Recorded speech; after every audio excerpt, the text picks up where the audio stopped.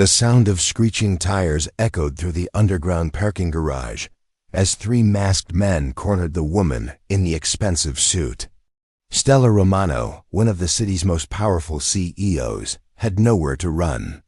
But she didn't know that her unlikely savior was mopping floors just 20 feet away, a single father named Dominic Bianchi, who had spent years hiding from his past. What happened next would change both their lives forever. Because when Dominic stepped out of the shadows using skills that had nothing to do with janitorial work, he had no idea he was saving the little sister he'd lost 23 years ago. And Stella had no clue that the man risking everything to protect her was the big brother she still dreamed about. Before we jump back in, tell us where you're tuning in from, and if this story touches you, make sure you're subscribed, because tomorrow I've saved something extra special for you. The parking garage beneath Pinnacle Tower had always been eerily quiet after business hours, but tonight the silence felt different. Dominic Bianchi pushed his cleaning cart between the rows of luxury vehicles, the wheels squeaking against the polished concrete floor. At 34, his broad shoulders and calloused hands spoke of years spent in more demanding work than his current custodial position. But he had made peace with this simpler life. The sound of car doors slamming echoed from the executive level, followed by the sharp click of heels against concrete. Dominic glanced up from the trash bin he was emptying, noting the late hour. Most executives had left by 7, but it wasn't unusual for the top floor to work later. He returned to his routine, methodically working his way through the designated cleaning schedule. That's when he heard the first scream. The sound cut through the underground space like a blade, immediately triggering instincts that Dominic had thought were buried forever. His head snapped toward the source, and what he saw made his blood run cold. 3 men in dark clothing had cornered a woman in an expensive navy suit against a black BMW. Even from a distance, he could see the terror in her posture as she clutched her briefcase like a shield. "Please, I don't know what you want," the woman's voice carried across the garage, professional composure cracking under fear. "If it's money, I can—" "Shut up and get in the van," one of the attackers growled, gesturing toward a white panel van idling near the exit ramp. "Make this easy on yourself." Dominic's mind automatically assessed the situation with the systematic precision that had once saved lives in emergency situations. 3 assailants, 1 victim, approximately 40 yards between him and the scene. The men were focused entirely on their target, unaware of his presence. The woman was backed against her vehicle with nowhere to run. Without conscious thought, Dominic's hands found the wheeled mop bucket beside his cart. In one fluid motion, he gripped the long aluminum handle and began moving toward the confrontation, his footsteps silent on the concrete floor. Years of crisis response training had taught him that hesitation killed people, and every second counted when someone's life hung in the balance. The first attacker reached for the woman's arm. Just as Dominic closed the distance, the aluminum mop handle connected with the man's wrist with surgical precision, the crack of bone audible even over the garage's ambient hum. Before the attacker could cry out, Dominic pivoted, using the handle like a staff to sweep the second man's legs, sending him crashing into the side of a nearby Mercedes. The third attacker spun toward this new threat, his hand moving toward something inside his jacket. But Dominic was already there, years of emergency medical training translating into an understanding of human anatomy that made him devastatingly effective. A precise strike to the man's shoulder caused his arm to go numb, while a follow-up blow to his solar plexus dropped him to his knees, gasping for breath. In less than 30 seconds, all 3 attackers were on the ground, groaning and disoriented. Dominic stood protectively between them and the woman, the mop handle still gripped in his hands, his breathing controlled despite the adrenaline coursing through his system. He turned toward the woman, noting her wide eyes and the way she pressed herself against her car as if trying to disappear into the metal. "Are you hurt?" he asked, his voice calm and professional, the same tone he had once used to reassure accident victims. The woman, who he now recognized as Stella Romano, the CEO whose face graced business magazines and news articles, shook her head slowly, unable to find words. She stared at him as if seeing a ghost, her dark eyes searching his face with an intensity that made him uncomfortable. "We need to call security," Dominic continued, already reaching for the emergency phone. Mounted on a nearby concrete pillar, his movements were efficient and purposeful as he reported the incident, giving their exact location and requesting immediate police response. As sirens wailed in the distance, growing louder with each passing second, Dominic found himself studying the woman he had just saved. There was something familiar about her features, the shape of her eyes, the set of her jaw that nagged at the edges of his memory. But before he could examine the feeling further, security personnel flooded the garage, followed quickly by police officers and paramedics. In the chaos that followed, Dominic gave his statement with minimal detail, describing what he had witnessed, and his response in the most ordinary terms possible. He mentioned his background in emergency medical services, explaining his ability to handle the situation, but volunteered nothing about the deeper training that had made his actions so precise and effective. As the police led away the handcuffed attackers and paramedics checked the woman for injuries, Dominic quietly returned to his cleaning cart. He finished his shift as if nothing extraordinary had happened, clocking out at the designated time and heading home to the small apartment where his 8-year-old daughter waited. But as he drove through the quiet streets of Millbrook Heights, Dominic couldn't shake the image of the woman's face, or the strange sense of recognition that had flickered through him during those brief moments of eye contact. Something about Stella Romano felt like an echo from a past he had spent years trying to forget. The alarm clock's shrill beeping pierced the pre-dawn darkness at 5:30 a.m., just as it had every weekday for the past 3 years. Dominic Bianchi rolled out of bed with the practiced efficiency of a man whose routine had become sacred, padding quietly across the worn hardwood floors of their modest 2-bedroom apartment in Millbrook Heights. The apartment was small but immaculately maintained, a reflection of the discipline that had carried him through his previous life as an EMT, and now served him well in his current role. The walls were painted in warm earth tones that Ivy had helped him choose, and every surface displayed evidence of his daughter's artistic talents. Crayon drawings taped to the refrigerator, clay sculptures crowding the windowsill, and watercolor paintings that transformed their simple home into a gallery of childhood wonder. By 6:15, Dominic had coffee brewing and was reviewing his cleaning schedule for Pinnacle Tower while preparing breakfast. The routine never varied: 2 pieces of whole grain toast, scrambled eggs, and fresh fruit arranged on plates that had once belonged to his grandmother. At exactly 6:30, he knocked gently on Ivy's bedroom door. "Good morning, sunshine," he called softly, hearing the rustle of bedsheets and a sleepy groan from within. "Breakfast in 10 minutes." Ivy Bell Bianchi emerged 15 minutes later, her dark hair a tangled mess and her school uniform slightly askew, but her eyes bright with the irrepressible energy that never failed to lift Dominic's spirits. At 8 years old, she possessed a curious mind and fearless spirit that reminded him daily of what truly mattered in life.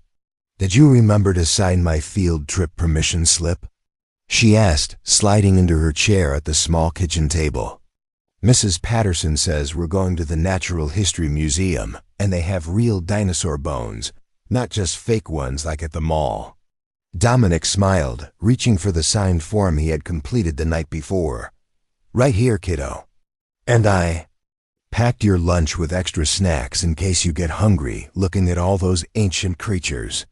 As Ivy ate breakfast, she filled the space with animated chatter about her upcoming school day, her best friend Hazel's birthday party, and her latest artistic project, a family tree assignment that always made Dominic's chest tighten with emotions. He tried to keep buried. They had weathered that particular storm before, finding ways to celebrate the family they had built together, while acknowledging the complex history that had brought them to this point. "Dad," Ivy said suddenly, her fork halfway to her mouth, "Mrs. Patterson asked us to interview someone about their job for current events. Can I interview you about being a custodian?" The question was asked with the innocent directness that only young people possessed, but it carried weight that Ivy couldn't possibly understand. Dominic had been a paramedic for nearly a decade before. A combination of burnout, budget cuts, and personal circumstances had forced him to find more stable, predictable work. The transition from saving lives to cleaning buildings had been more challenging than he had ever admitted to anyone, including himself. "Of course," he replied, keeping his voice light. "Though I'm not sure mopping floors and emptying trash cans makes for the most exciting interview." Ivy rolled her eyes with the dramatic flair that seemed to be a requirement for 8-year-olds. "Dad, you make everything interesting. Remember when you explained how different cleaning chemicals work like medicines for buildings? That was way cooler than Tommy's dad talking about selling insurance." Preparing and narrating this story took us a lot of time, so if you are enjoying it, subscribe to our channel. It means a lot to us. Now back to the story. The comparison made Dominic laugh, a genuine sound that seemed to brighten the entire apartment. Ivy had an extraordinary ability to find wonder in the mundane, a gift that had helped him appreciate the dignity in honest work and the value of providing stability for someone he loved more than his own life. After dropping Ivy at Oakwood Elementary School, where she bounded up the front steps with her backpack bouncing against her small frame, Dominic made the 20-minute drive to downtown Millbrook. Heights and Pinnacle Tower, the 40-story glass and steel structure, housed some of the city's most successful businesses, including Romano Enterprises, the technology conglomerate that occupied the top 5 floors. His shift began at 8 a.m. with a brief meeting in the maintenance office, located in the building's basement. The other custodial staff were a mix of ages and backgrounds, united by the shared understanding that their work, while often invisible to the building's white-collar occupants, was essential to maintaining the pristine environment that corporate success demanded. Morning Dom called Hugo Evans, a veteran custodian who had worked in the building for over 15 years. "You hear about the excitement in the parking garage last night? Police, ambulances, the whole 9 yards." Dominic kept his expression neutral as he collected his supplies and reviewed his assigned floors. "No, what happened?" "Someone tried to grab Ms. Romano from Romano Enterprises," Hugo continued, clearly relishing the opportunity to share information. "Word is one of the night cleaning crew fought them off. Can you imagine? Those corporate types probably never even noticed us before, but now one of us is a hero." The irony of the situation wasn't lost on Dominic, but he simply nodded and began preparing his cart. His assigned areas included the executive floors, a responsibility that had been his for the past 6 months due to his reliability and attention to detail. The work was methodical and peaceful, allowing him time to think while his hands performed the familiar tasks of dusting, vacuuming, and maintaining the spotless environment that executives expected. As he worked his way through the 35th floor, Dominic found himself thinking about the previous night's events. The woman he had saved, Stella Romano, had looked at him with an expression he couldn't quite interpret. Recognition? Gratitude? Something deeper? The memory of her dark eyes and the familiar shape of her features continued to nag at him, like a word on the tip of his tongue that refused to surface. The feeling was complicated by memories he had spent years trying to bury. His early life had been marked by trauma and loss, experiences that had ultimately led him to emergency medical services as a way of making sense of suffering and finding purpose in helping others. But those same experiences had also left him with gaps in his memory, particularly from his youngest years, before the foster care system had given him stability and eventually led him to the family who had adopted him and given him their name. Sometimes In quiet moments like these, fragments of older memories would surface, flashes of images, emotions, or sensations that seemed to belong to someone else's life. A little girl's laughter. The sound of his own voice, younger and more carefree, promising to always protect someone.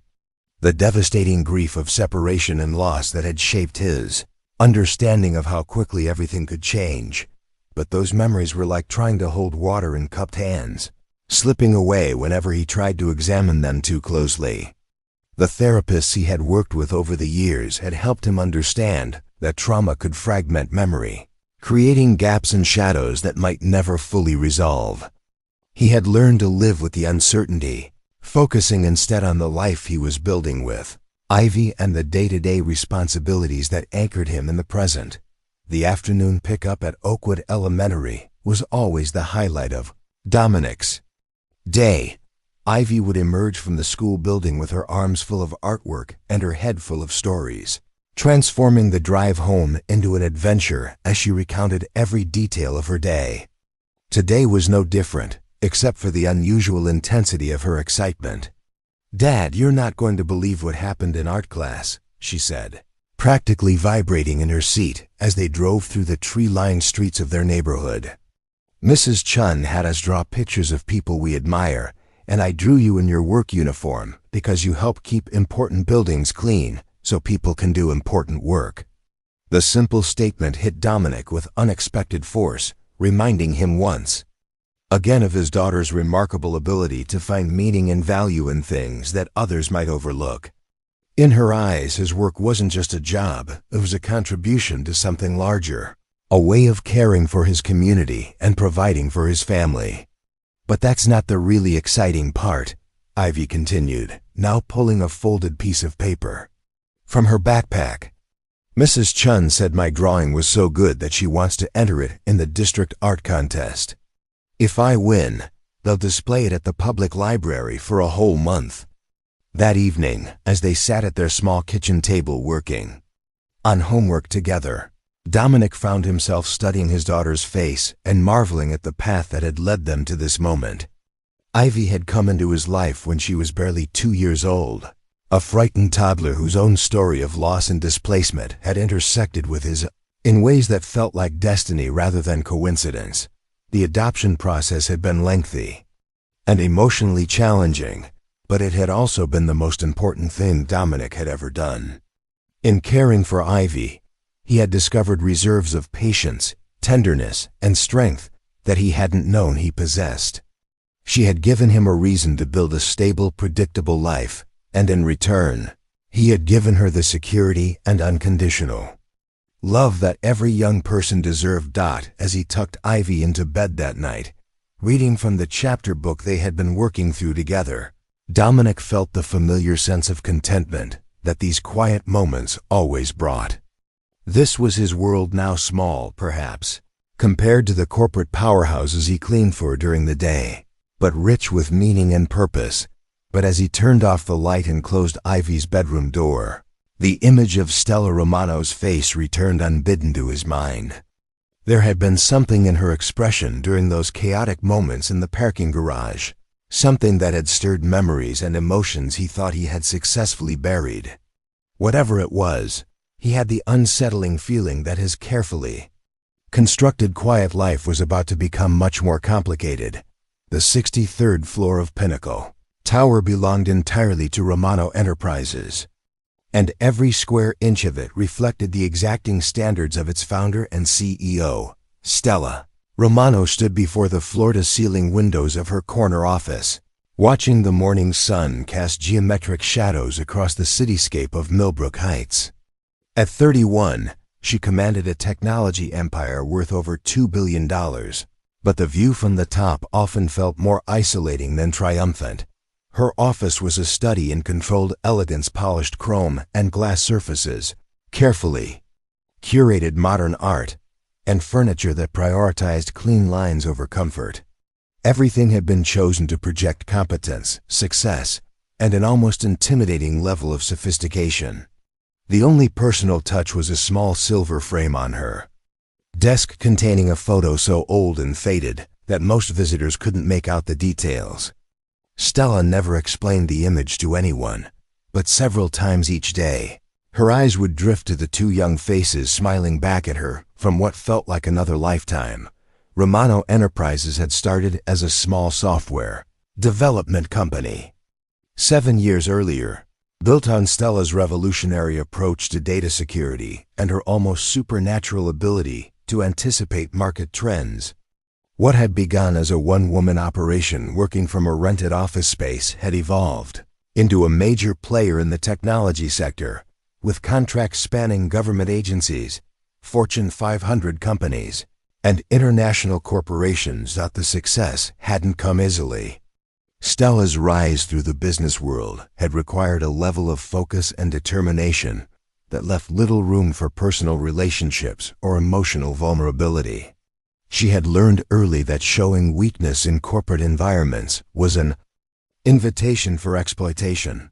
So she had perfected the art of professional armor, the impeccable suits, the measured responses, the strategic use of silence and intimidation.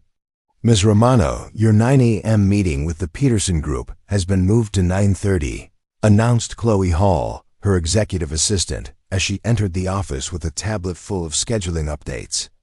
And the legal team needs your review on the Morrison contract before the board meeting this afternoon. Stella nodded without turning from the window. What about the security assessment I requested?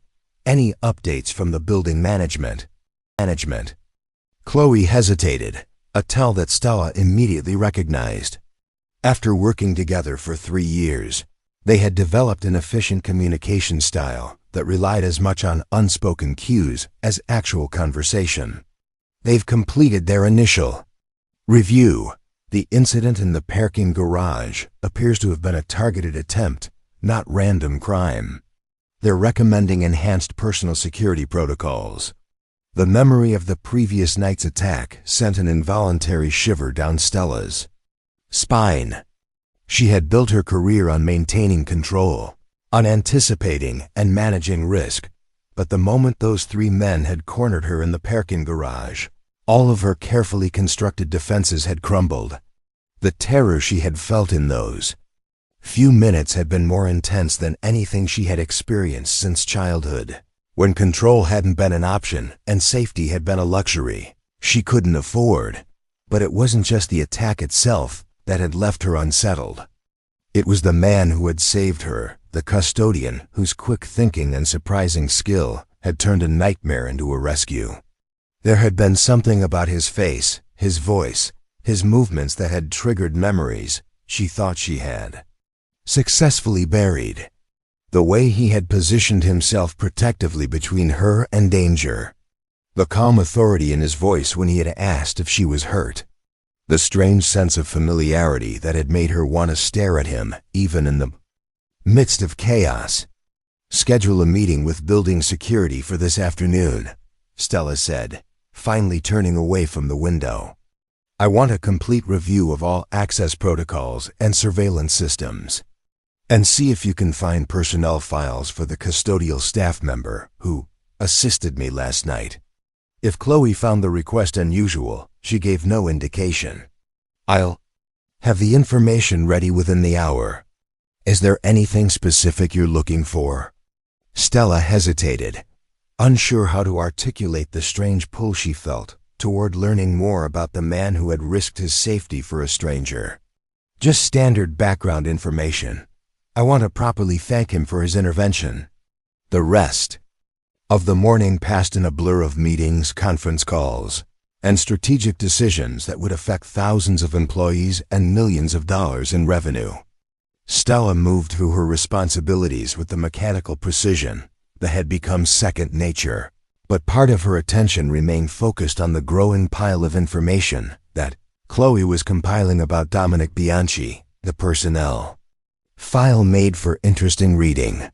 34 years old, employed with the building's custodial service for 3 years, perfect attendance record, and commendations for reliability and attention to detail. Previous employment as an M2 with the County Emergency Services, which explained his ability to handle crisis situations. Personal information was minimal, single father to an 8-year-old adopted daughter, Address in Millbrook Heights. No. Criminal record. Excellent references from previous employers. But it was the photograph attached to his employment application that stopped Stella cold. The professional headshot showed a man with dark hair and serious eyes, but there was something in his expression, a combination of strength and gentleness, that made her chest tighten with emotions she couldn't name. She found herself studying every detail of his face, searching for something she couldn't quite identify. The lunch meeting with potential investors required Stella's full attention, but she found her mind wandering back to the parking garage incident and the growing puzzle of Dominic Bianchi. Romano Enterprises was built on her ability to analyze data, identify patterns, and draw logical conclusions. But this situation defied her usual systematic approach. Her reaction to this man wasn't based on rational assessment. It was visceral, emotional, and completely outside her normal range of responses. "Stella, are you with us?" The voice of James Peterson, lead investor for the Peterson Group, cut through her distraction. She realized that the entire table was looking at her expectantly, waiting for her response to a question she hadn't heard. "I'm sorry," she said, immediately shifting back into professional mode. "Could you repeat the question?" "I was reviewing the financial projections in my head." The meeting continued without further incident, but Stella was troubled by her lapse in focus. She had built her reputation on being fully present and engaged in every business interaction, and allowing personal matters to interfere with professional responsibilities was a luxury she couldn't afford. By late afternoon, the weight of the previous night's events and the strange emotional turbulence of the day had begun to take its toll. Stella found herself standing once again at the windows of her office, watching the busy street life far below and feeling more disconnected from the world than ever. The Romano Enterprises empire had been built on her vision of technology as a tool for connection and communication, but her personal life remained starkly isolated. She lived alone in a luxury penthouse apartment across town, filled with beautiful objects and stunning views, but lacking the warmth and chaos that made a house feel like a home. Her romantic relationships had been few and generally unsuccessful, victims of her demanding schedule and emotional unavailability. Her friendships were mostly professional connections, built around shared business interests rather than genuine personal affinity. The irony wasn't lost on her that she had created systems that helped millions of people connect with each other, while remaining fundamentally alone herself. The thought was particularly sharp today, in the aftermath of an experience that had stripped away her usual defenses and left her feeling vulnerable in ways she had forgotten were possible. "Ms. Romano?" Chloe's voice interrupted her brooding. "Building security is here for your 4 p.m. meeting." The security briefing was thorough and professionally delivered, but it only reinforced what Stella already knew. Someone had specifically targeted her, and the attack would likely not be the last attempt.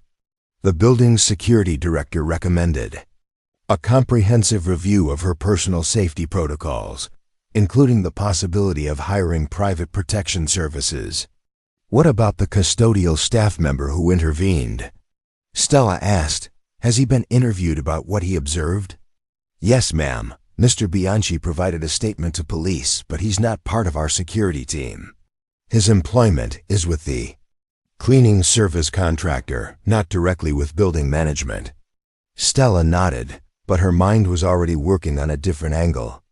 If the conventional security services couldn't provide the protection she needed, perhaps she could find a more unconventional solution. Dominic Bianchi had already proven his ability to handle dangerous situations, and his connection to the building meant he would be familiar with the environment and potential vulnerabilities. More importantly, there was something about him that made her feel safer than any professional bodyguard could. It wasn't just his physical capabilities, it was the immediate, instinctive way he had positioned himself between her and danger, as if protecting her had been his natural response rather than a conscious decision. As evening approached and the Building began to empty of its daytime occupants. Stella found herself making an unusual decision. Instead of leaving through the executive elevator directly to the parking garage, she took the service elevator down to the custodial areas in the building's basement.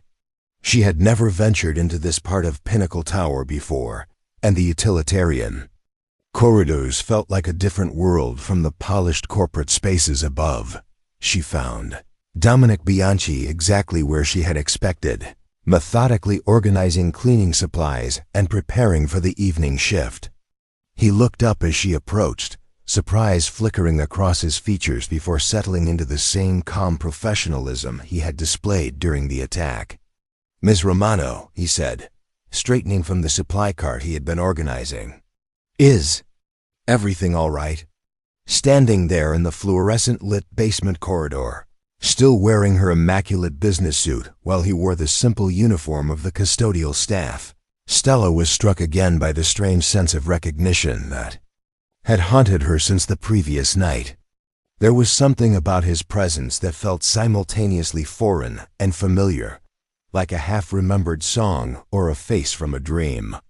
"I wanted to thank you properly for what you did last night," she said, her voice sounding oddly formal to her own ears. "And I have a proposition that might interest you." The collision happened exactly the way these things usually do, unexpectedly, innocently, and with the kind of perfect timing that makes you wonder if the universe has a sense of humor. Ivy Bell Bianchi was supposed to be with her third-grade class on their educational tour of Pinnacle Tower's corporate facilities, but 8-year-olds have their own relationship with supposed to, and Ivy had always been particularly creative in her interpretations of rules. The tour group had been exploring the public areas of the 35th floor, learning about how modern office buildings operate and the various careers that keep them functioning. Mrs. Patterson, Ivy's teacher, had been discussing the importance of teamwork and how everyone's job contributes to the larger success of the organization.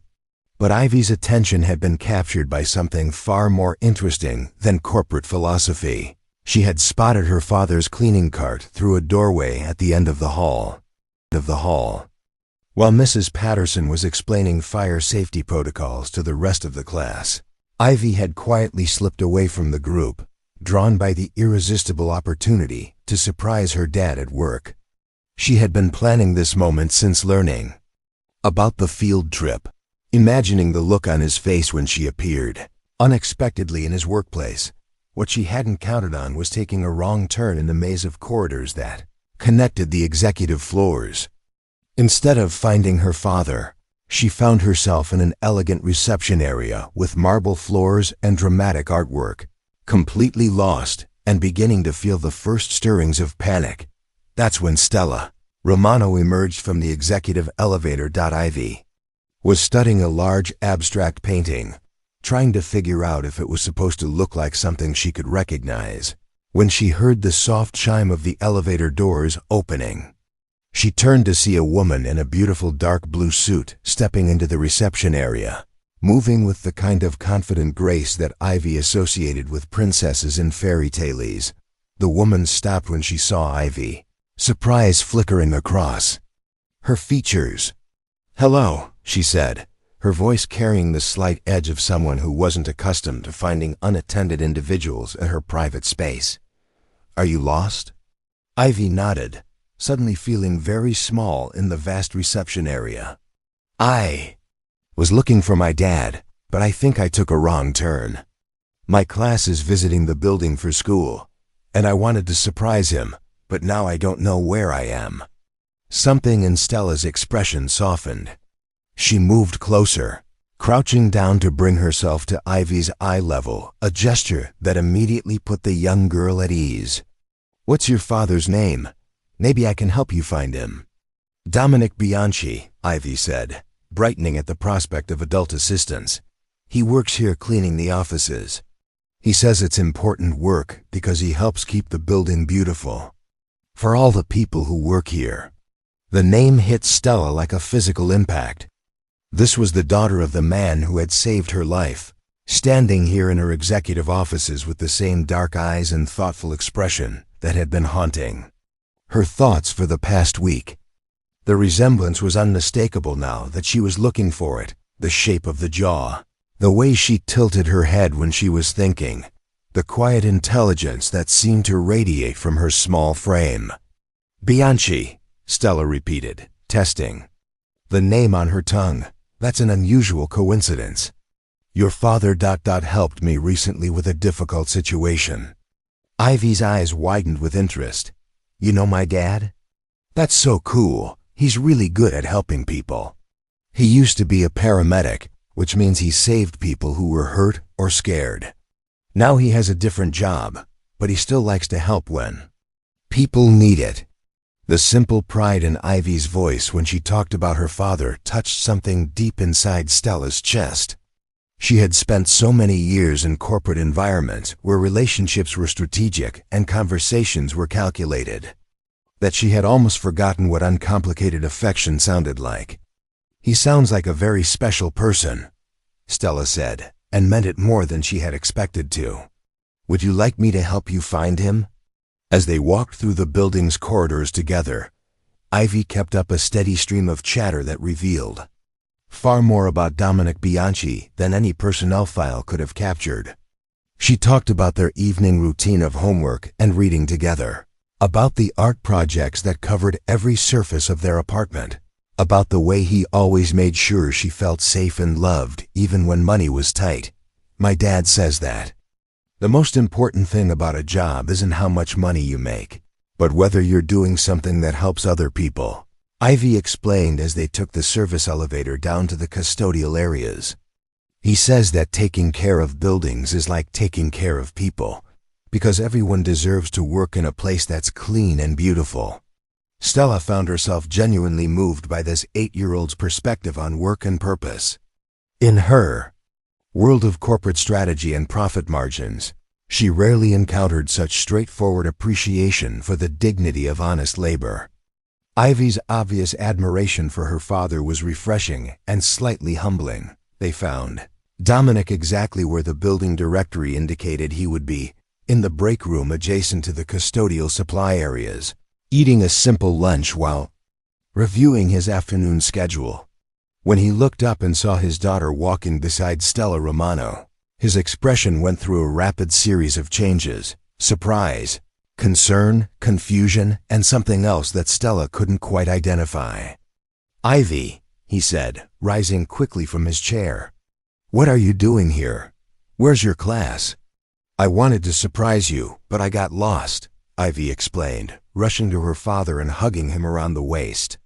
But it's okay because Ms. Romano helped me find you. She says she knows you. Dominic's eyes met Stella's over his daughter's head, and for a moment, the small break room felt charged with unspoken recognition. There was something in his gaze, a searching quality, as if he was trying to solve a puzzle that had been troubling him.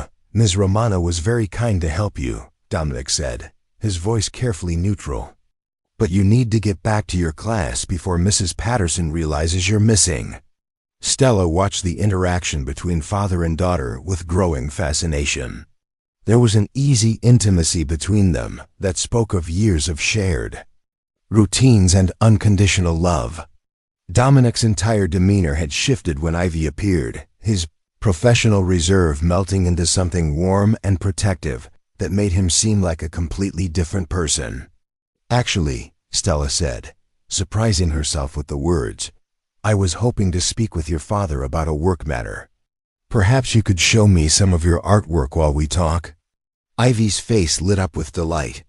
She immediately began pulling folded papers from her backpack, eager to share her latest creations with this unexpected audience. As she spread her drawings across the break room table, explaining each one with the detailed enthusiasm that only young artists possess, Stella found herself genuinely charmed by the girl's creativity and confidence. This one is a picture of our apartment, Ivy said, pointing to a crayon drawing that showed a modest living space filled with colorful decorations. And this is my dad at work, keeping the building clean so everyone can do their important jobs. The drawing showed a stick figure in a uniform pushing what was clearly meant to be a cleaning cart. But there was something heroic in the way Ivy had rendered her father, cape-like lines flowing from his shoulders, a broad smile on his circular face, and what appeared to be sparkles radiating from the clean surfaces around him. "He looks very heroic," Stella observed, and she wasn't just being polite. There was something about the way Ivy saw her father that resonated with Stella's own experience of being rescued by him. "He is heroic," Ivy said matter-of-factly. "Mrs. Patterson says, heroes are people who help others, even when it's hard or scary. My dad does that every day." As Stella watched Dominic gently guide his daughter back toward the main building to rejoin her class, she was struck by how naturally he moved through the role of protector and caregiver.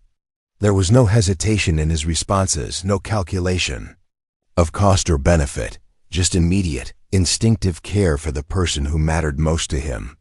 When he returned to the break room after ensuring Ivy was safely back with her group, the atmosphere between them had shifted. The presence of his daughter had somehow made their interaction more personal, breaking down some of the professional barriers that had characterized their previous encounters. "She's remarkable," Stella said, and the sincerity in her voice seemed to surprise them both. "She's everything good in my life," Dominic replied simply. "I'm sorry she interrupted your day. She's usually better about following rules, but she gets excited about unexpected opportunities." Stella shook her head. "Don't apologize. Meeting her was illuminating. She clearly adores you." Something in Dominic's expression became guarded, as if he was trying to determine whether Stella's interest in his family was purely professional or something more complex. "Ms. Romano, you mentioned wanting to discuss a work matter?" The question brought them back to the purpose of Stella's visit, but the conversation with Ivy had changed the context entirely. What had started as a business proposition now felt more personal, more complicated. Stella found herself studying Dominic's face again, searching for the source of the strange recognition that seemed to grow stronger every time they interacted. "I need someone I can trust," she said finally, choosing her words carefully. "The incident in the parking garage wasn't random, and there's reason to believe it won't be the last attempt. I want to hire you as a personal security consultant." Dominic's expression remained neutral, but she could see him processing the offer, weighing it against considerations she could only guess at. "Ms. Romano, I appreciate the confidence, but I'm not qualified for that kind of work. I clean offices and empty trash cans. That's very different from providing professional security services."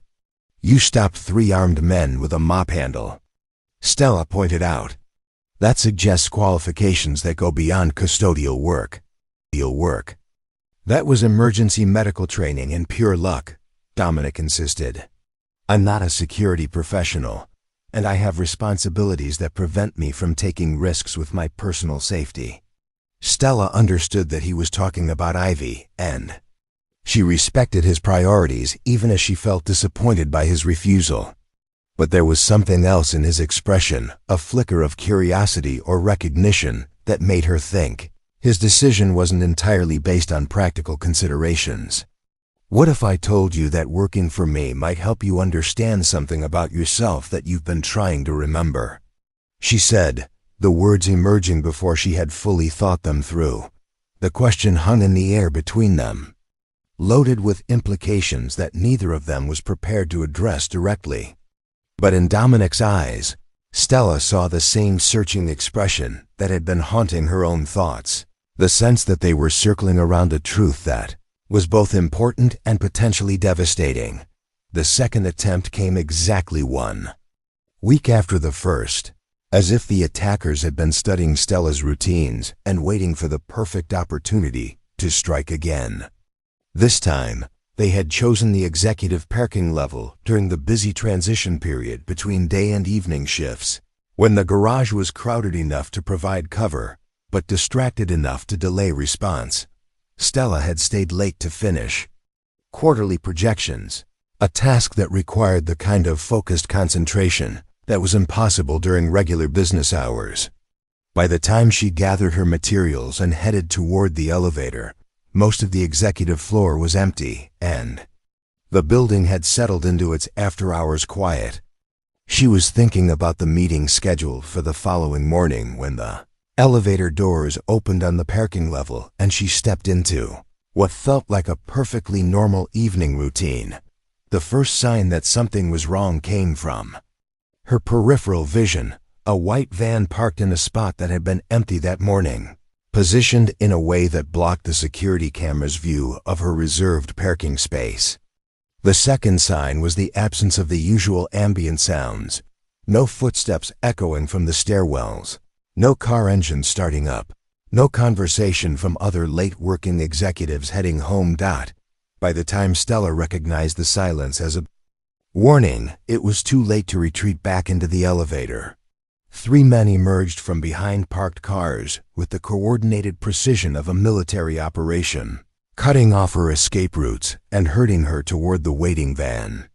"Ms. Romano," the leader said, his voice calm and professional in a way that was somehow more terrifying than shouting would have been.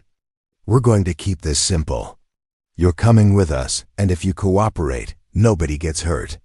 Stella's mind raced through her options, all of which seemed to lead to the same inevitable conclusion. The parking garage that had seemed familiar and safe suddenly felt like a trap, with concrete pillars creating blind spots and the ceiling too low for her voice to carry to the upper levels, where help might be available.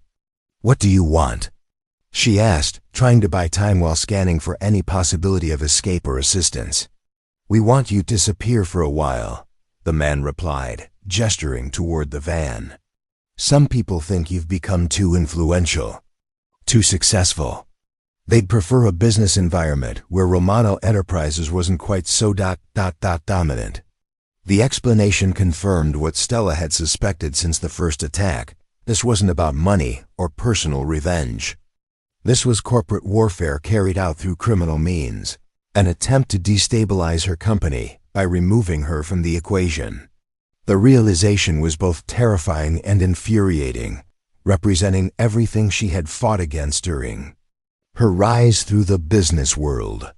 "You can't seriously think that kidnapping me will solve anything," Stella said, backing slowly toward her car while trying to keep all three men in sight. "Romano Enterprises has succession plans, security, protocols, legal protections, all of which become irrelevant if you simply vanish," the leader interrupted. "No body, no crime, no investigation. Just a successful businesswoman who decided to take an extended vacation and never came back." That's when Stella heard the soft squeak of wheels on concrete, a sound so familiar that she had stopped noticing it during her months of working late in the building. But tonight, that everyday sound felt like salvation. Dominic Bianchi appeared from behind a concrete pillar pushing his cleaning cart, moving with the same methodical pace that characterized all of his work routines. To the attackers, he was simply part of the building's invisible infrastructure, no more threatening than the security cameras or the fluorescent lights overhead. But Stella saw the moment when his gaze took in the scene. The way his body language shifted almost imperceptibly as he assessed the situation and began moving with purpose rather than routine. She saw him process the positions of the three men, the blocking tactics they were using, the escape routes they had eliminated. "Evening, Ms. Romano," Dominic said in the same professional tone he always used, as if discovering her cornered by three threatening strangers was perfectly normal. "Working late again?" The casualness of his greeting seemed to confuse the attackers, who had clearly not planned for any interruption to their carefully orchestrated operation. The leader gestured impatiently at Dominic, obviously expecting him to be frightened away by the implicit threat. "Keep moving, maintenance man," he said. "This doesn't concern you." Dominic paused, appearing to consider the situation with the kind of deliberate thoughtfulness that Stella had noticed in their previous interactions. When he spoke, his voice carried a new quality, something harder and more authoritative than his usual custodial politeness. Actually, building security is part of my job description, he said, moving his cleaning cart into a position that blocked the attacker's most direct path to the van. And right now, I'm seeing some people who don't belong in this parking area. What happened next unfolded with the kind of choreographed violence that looked almost like a dance, if dance could be both beautiful and terrifying at the same time.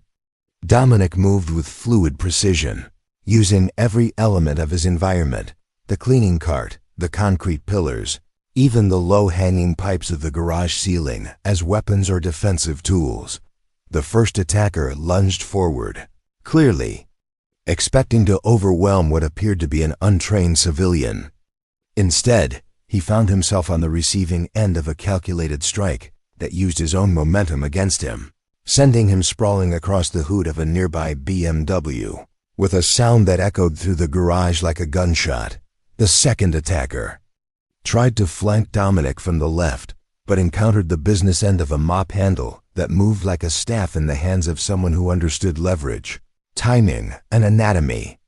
The precise application of force to pressure points left the man conscious but completely incapacitated, curled on the concrete floor and struggling to breathe. The third attacker, the leader, was smart enough to recognize that this was no ordinary custodian. He reached inside his jacket for what was presumably a weapon, but Dominic was already moving, closing the distance, with a burst of speed that left no time for the man to complete his draw. The final confrontation lasted less than 10 seconds and ended with the leader unconscious beside his colleagues. All three men neutralized with an efficiency that spoke of training far beyond what any civilian job would require. In the sudden silence that followed, Stella found herself staring at Dominic with a mixture of gratitude, amazement, and growing recognition. There was something about the way he moved, the instinctive protective positioning, the calm competence in the face of danger, that triggered memories she had thought were lost forever. "Are you hurt?" Dominic asked, the question delivered in the same professional tone he had used during their first encounter. But now Stella could hear something else beneath the surface: genuine concern, personal investment, an emotional connection that went beyond the ordinary interaction between building employee and executive. "I'm fine," she replied, though her voice was shakier than she would have liked. Where did you learn to do that?" Dominic was already moving toward the emergency phone mounted on a nearby wall, his actions efficient and purposeful. ENT training includes crisis response and basic self-defense. "I'll call building security and the police." But Stella barely heard his explanation. She was too focused on studying his face, searching for the source of the recognition that was growing stronger with each passing moment.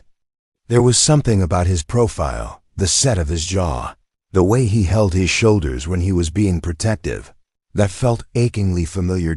As police sirens wailed in the distance and building security personnel began flooding the garage, Stella found herself remembering fragments of dreams she had been having for years, dreams of a boy with dark hair and serious eyes who had promised to always keep her safe. Dreams of a voice whispering that everything would be okay, that he would never let anything bad happen to her. Dreams of a brother she had lost so long ago that she had almost convinced herself he had never existed at all. When Dominic returned from making his report, Stella was still standing beside her car, her mind reeling with the implications of what she was beginning to suspect. She looked at him with new eyes, searching for traces of the young boy she had been separated from more than 20 years earlier. "Dominic," she said, testing his name on her tongue. "That's not the name you were born with, is it?" The question hit him like a physical blow. She saw recognition flicker across his features, followed immediately by confusion and something that looked like hope. For a long moment, they stood facing each other in the fluorescent-lit garage, both afraid to voice the possibility that was growing between them. "How could you possibly know that?" he asked, his voice barely above a whisper. Stella's hand went instinctively to the small silver frame she always carried in her briefcase. The faded photograph that was the only tangible proof of a life that had been shattered by tragedy and bureaucratic indifference. With trembling fingers, she pulled out the picture and held it toward him. The photograph showed two young faces smiling at the camera. A boy who looked to be about 9 years old with his arm protectively around a girl who couldn't have been more than 6. Both had dark hair and serious eyes, and both wore expressions of absolute trust in each other and in the world around them. Dominic stared at the photograph as if he was seeing a ghost. His hand reached out automatically, stopping just short of touching the image, as if contact might make it disappear. "Stella?" he whispered, the name carrying more than 20 years of loss, searching, and impossible hope. "Little Stella Romano?" The sound of her childhood name in his voice broke something loose inside her chest. All the professional composure, all the emotional armor she had built up over the years of fighting her way through the corporate world, crumbled in the face of this impossible reunion. "Dom?" she replied, using the nickname that had belonged to the brother who had been her whole world before everything fell apart. "Is it really you?" The embrace that followed felt like coming home after decades of being lost. For the first time in more than 20 years, Stella Romano was no longer alone in the world, and Dominic Bianchi had found the piece of his past that had been haunting his dreams and shaping his protective instincts without his conscious understanding. In the middle of a parking garage, surrounded by police officers and security personnel investigating an attempted kidnapping, two siblings who had been torn apart by tragedy had finally found their way back to each other. The revelation that changed everything happened in the sterile fluorescent lighting of a parking garage, but the real conversation took place 3 hours later in Stella's executive office, high above the city lights of Millbrook Heights. The police had finished their reports, the security team had completed their initial assessment, and the building had returned to its normal evening quiet. But nothing would ever be normal again for either Dominic or Stella. Stella sat behind her imposing glass desk, still wearing the same navy suit she had worn during the attack, though it was now slightly wrinkled from the embrace they had shared in the garage. The small silver picture frame sat between them on the polished surface, the faded photograph serving as irrefutable proof of a connection that defied all logic and probability. Dominic occupied one of the leather chairs across from her desk, looking oddly formal in his custodial uniform in the elegant corporate environment. But the contrast in their clothing couldn't diminish the intensity of the recognition that had been building between them since their first encounter. Every gesture, every inflection, every unconscious mannerism was triggering memories that had been buried for more than 2 decades. "I remember the day they separated us," Stella said quietly, her voice carrying the weight of years of unanswered questions. "You kept telling me that you would find me, that you would never stop looking. I held on to that promise for years before I finally gave up hope." Dominic's hands were clasped tightly in his lap, his knuckles white with tension. "I tried everything I could think of. Foster care records, adoption agencies, social services. But the system was designed to protect privacy, not reunite families. Every door I tried led to another dead end." The memories were returning in fragments now, triggered by the familiar cadence of each other's voices and the shared recognition of expressions and gestures that had remained unchanged despite the passage of time. Stella remembered a 9-year-old boy who had read her bedtime stories and braided her hair with careful concentration. Dominic remembered a 6-year-old girl who had followed him everywhere and believed he could fix anything that was broken. "The Romano family adopted me 6 months after we were separated," Stella continued, her fingers tracing the edge of the photograph. "They were kind people, successful people, but they already had older children and busy careers. I was more of a project than a daughter, a chance for them to do something meaningful while maintaining their social status." Dominic nodded, understanding the complex emotions that came with being raised by well-meaning people who couldn't provide the emotional connection that trauma required.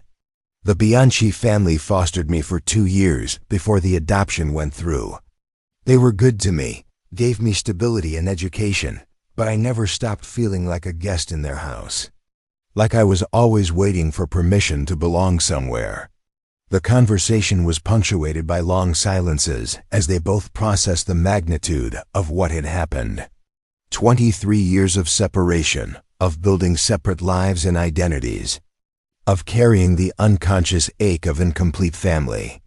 The successful CEO and the humble custodian were really a sister and brother who had been searching for each other without knowing it.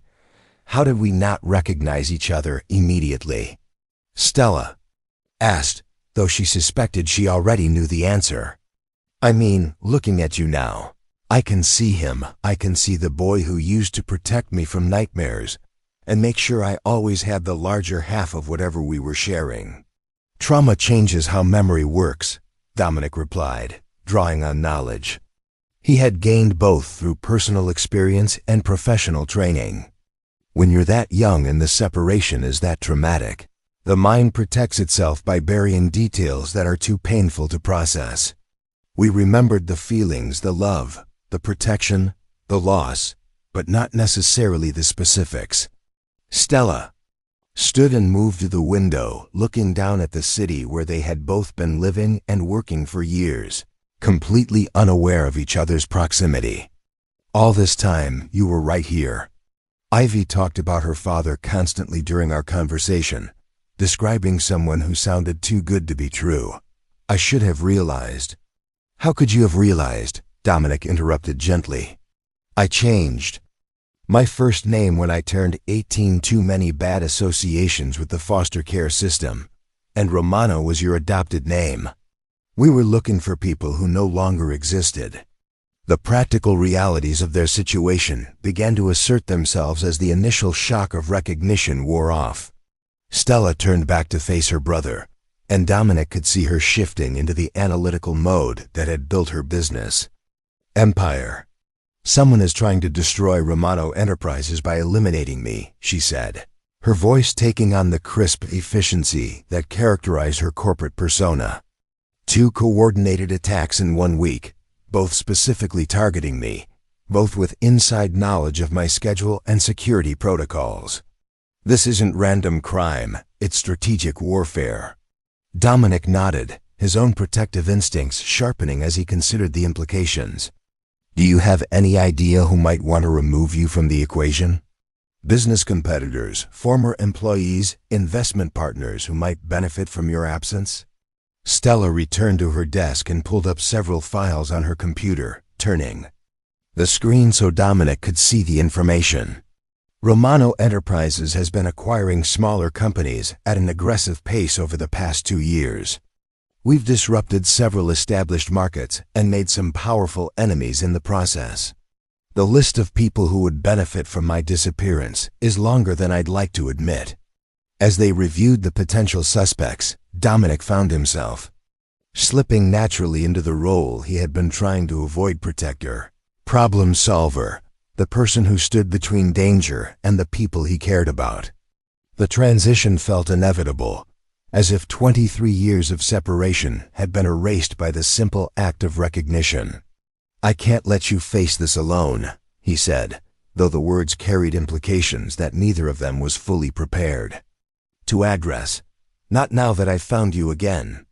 Stella looked up from the computer screen, her expression a mixture of relief and concern. Dominic, you have Ivy to think about. You can't risk your safety for my business problems. I have resources, professional security services, CORPORAT, protection protocols, all of which failed to prevent 2 attempts on your life, Dominic pointed out. And those resources don't have 23 years of motivation to keep you safe. The argument that followed was both professional and deeply personal, touching on questions of family obligation, parental responsibility, and the complex dynamics of siblings who were essentially strangers despite their shared history. Stella wanted protection for her brother more than protection for herself. Dominic couldn't bear the thought of losing his sister again after spending most of his adult life unconsciously searching for her. "What about Ivy?" Stella asked, voicing the concern that was central to both of their considerations. "She needs stability, routine, a father who comes home safely every night. You can't risk making her an orphan for my sake." Dominic was quiet for a long moment, considering not just the practical implications, but the emotional complexity of their situation. "Ivy already knows something important is happening. She's asked me 3 times this week why I seem thinking so loud, which is her way of saying I'm distracted by something significant." "She's remarkably perceptive for an 8-year-old, Stella observed, remembering her brief but meaningful interaction with her niece during the building tour. "She gets that from her mother," Dominic said, his voice softening in the way it always did when he talked about Carmen. "Carmen always said that Ivy had an old soul, that she understood things on a level that most adults never reached." The mention of Ivy's mother created another layer of complexity to their reunion. Stella realized that she had a sister-in-law she would never meet and a niece who had experienced her own profound loss. The family she was discovering was already marked by the same kind of trauma that had shaped her own life. "Tell me about Carmen," Stella said, recognizing that understanding Dominic's life meant understanding the woman who had been his partner in creating it. Dominic's expression became both tender and sad as he spoke about the wife he had lost. "She was a teacher at Ivy's elementary school. That's how I met her. She was helping to coordinate a safety presentation for the kids, and I was there as part of the EMT demonstration. She asked more questions than anyone else, not because she didn't understand, but because she wanted to make sure she could teach the children properly." As he talked about Carmen's compassion, her dedication to her students, and her natural gift for making everyone around her feel valued and understood, Stella began to see how her brother had built a life centered around service and protection. The woman he had chosen to love had shared his instinct for caring for others, and together they had created a family based on the same values that had defined their childhood relationship. "She would have loved meeting you," Dominic said, and Stella could hear both truth and sadness in his voice. "She always said that family wasn't just about blood, it was about the people who showed up when you needed them most." The conversation gradually shifted from personal reminiscences to practical planning.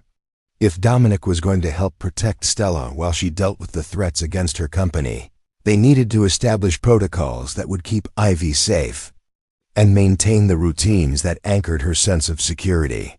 "I could arrange for private security for Ivy," Stella offered. "Discreet protection that wouldn't interfere with her school schedule or daily activities." Dominic shook his head. "That would only frighten her and signal to anyone watching that we're aware of a larger threat. Better to keep her routine normal, while making sure she's never truly alone." They spent the next hour developing a plan that would allow Dominic to provide security for Stella, while maintaining his role as a devoted father. It would require carefully coordinated schedules, backup childcare arrangements, and a level of trust that felt both natural and terrifying, given how recently they had discovered each other. As the evening wore on, and the building around them settled into its nighttime quiet, both siblings found themselves grappling with the surreal reality of their situation. Less than 12 hours earlier, they had been strangers connected only by a vague sense of mutual recognition. Now they were planning to work together to identify and neutralize threats against Stella's life and business empire. "There's something else we need to discuss," Stella said as they prepared to leave the office. "When this is over, when we've identified who's behind the attacks and eliminated the threat, what happens to us? How do we rebuild a relationship that was interrupted 23 years ago?" The question hung in the air between them, loaded with hopes and fears that neither was fully prepared to articulate. They were siblings, but they were also strangers. They shared blood and childhood memories, but they had become completely different people during their years apart. "We figure it out as we go," Dominic said finally. "Just like we did when we were kids." One day at a time, one problem at a time, always watching out for each other. Stella smiled, the expression transforming her face in a way that reminded Dominic powerfully of the little girl who had trusted him completely to keep her safe from everything that scared her. "Some things never change," she said, and for the first time since their reunion, both siblings felt the solid ground of certainty beneath their feet. The routine they established over the following weeks was an intricate dance of professional necessity and personal rediscovery. Dominic continued his custodial duties during regular business hours, maintaining the cover that allowed him to move freely throughout Pinnacle Tower while observing potential threats and security vulnerabilities. But his real work began after the building emptied of its normal occupants, when he would transition from maintenance worker to personal protector. Stella's office became their informal headquarters, a space where CEO and former MTIG review intelligence, plan responses, and gradually reconstruct the relationship that had been severed by forces beyond their control. The contrast between her corporate authority and his practical expertise created a dynamic that was both professionally effective and personally healing. "The Peterson Group meeting has been moved to Thursday afternoon," Stella said one evening as they reviewed her schedule for the following week. "And I've received 3 more acquisition proposals that require on-site evaluations. Any of those locations could provide opportunities for another attempt." Dominic studied the documents spread across her desk, applying the risk assessment skills he had developed as an emergency responder to the complex world of corporate security. "The Peterson Group meeting worries me most. Too many attendees, too many variables we can't control. If someone wanted to create a distraction or confusion that would mask an attack, a large business meeting would provide perfect cover." Their evening sessions had become a blend of strategic planning and tentative personal sharing, as they slowly revealed the details of their separate lives and began to understand who they had become during their years apart. Stella spoke about the loneliness of corporate success, the way that professional achievement had isolated her from meaningful personal connections. Dominic shared his experiences as a single father, the constant balancing act between providing for Ivy and being present for her emotional needs. "I've been thinking about our childhood," Stella said during one of these conversations, her voice carrying the careful tone she used when approaching emotionally complex topics. "Do you remember the games we used to play when things got bad? At home, you would create these elaborate scenarios where we were explorers or detectives or secret agents, and somehow the real world would disappear for a while." Dominic nodded, the memories surfacing with surprising clarity now that they had been given permission to exist. "You were always the brave one in those games. I would set up the adventure, but you were the one who would charge ahead without worrying about the consequences. You trusted me to keep you safe, and that trust made me feel like I really could protect you from anything. Maybe that's why I became so driven in business," Stella mused. "When you weren't there anymore to create those safe spaces, I had to learn to build them myself. Corporate success became a way of proving that I could control my environment, that I could make myself invulnerable to the kind of loss we experienced." The psychological insights that emerged from their conversations were illuminating for both siblings. They began to understand how their childhood trauma had shaped their adult choices. Stella's drive for control and independence, Dominic's focus on service and protection. The successful CEO and the humble custodian were both trying to solve the same fundamental problem: how to create safety and stability in a world that had taught them how quickly everything could be taken away. Their investigation into the threats against Romano Enterprises was yielding disturbing patterns. The attacks were being coordinated by someone with intimate knowledge of Stella's business operations, personal habits, and security protocols. More troubling, the financial analysis suggested that the attempts were being funded by substantial resources. This wasn't opportunistic crime, but strategic warfare with significant backing. "Look at this pattern," Dominic said one evening. pointing to a timeline he had constructed showing the correlation between Romano Enterprises' major business moves and the escalation of security threats. Every significant acquisition, every market disruption, every competitive advantage your company has gained has been followed by increased attempts at corporate espionage or direct intimidation. Stella studied the timeline with the analytical intensity that had built her business empire. Someone isn't just trying to eliminate me. They're trying to systematically dismantle everything I've built. This is personal in a way that goes beyond normal business competition. The revelation deepened their sense of urgency while also strengthening their partnership. They were no longer just siblings protecting each other. They were collaborators, working to preserve something larger than themselves. Romano Enterprises represented not just corporate success, but proof that someone who had started with nothing could build something significant through intelligence, determination, and ethical business practices. Their investigation was complicated by the growing complexity of their personal relationship. Ivy had accepted Stella's increased presence in their lives with the adaptability that made her such a remarkable young person. But she was also asking increasingly sophisticated questions about the nature of their connection. "Dad, why does Ms. Romano visit our apartment for dinner every Sunday?" Ivy asked one evening as they were cleaning up after one of these family meals. "She's really important, and probably has fancier places to eat." Dominic and Stella exchanged glances across the small kitchen, still navigating the challenge of explaining their relationship without revealing the full complexity of their situation. They had agreed to be honest with Ivy about their family connection, but the details of childhood trauma and forced separation seemed too heavy for an 8-year-old to process. "Ms. Romano and I knew each other when we were very young," Dominic said carefully. "We lost touch for many years, and now we're getting to know each other again as adults." Ivy considered this explanation with the serious expression she wore when processing new information. "So she's like family, but not exactly family?" "She's exactly family," Stella said, her voice carrying a warmth that had become more natural over the weeks of shared dinners and gradually deepening trust. "Sometimes people find their family in unexpected places."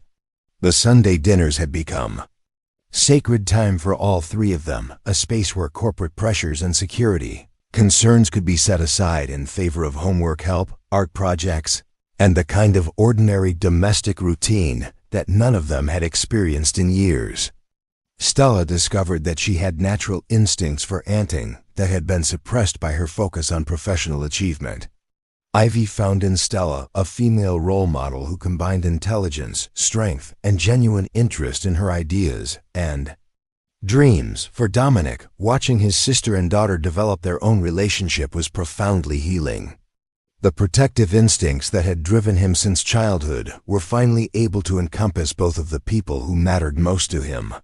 The family circle that had been broken 23 years earlier was slowly being reconstructed, though in a form none of them could have anticipated. The breakthrough in their investigation came from an unexpected source. Ivy's art teacher at Oakwood Elementary had mentioned that one of the other students had been asking unusual questions about Ivy's family, particularly about where her father worked and what kind of schedule he maintained.